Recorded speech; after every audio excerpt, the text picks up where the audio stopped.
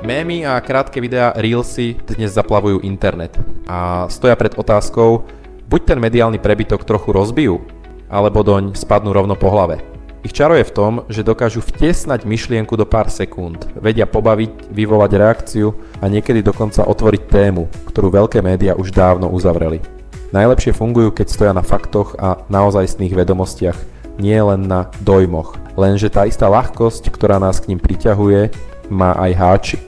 Prináša priveľa sebavedomia, láme našu pozornosť na kúsky a často nás necháva s plytkými vedomosťami.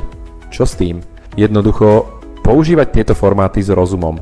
Rozdeliť veľké témy na menšie kúsky. Povedať na rovinu, čo sa do pár sekúnd nezmestí. Dávať odkazy na zdroje, oceniť spätnú väzbu a nezabúdať na pokoru. Krátke videá nemusia nahrádzať realitu. Skôr ju môžu pripomínať a dokonca otvárať priestor na zmysluplnú diskusiu tam, kde doteraz vládla len povrchná viditeľnosť.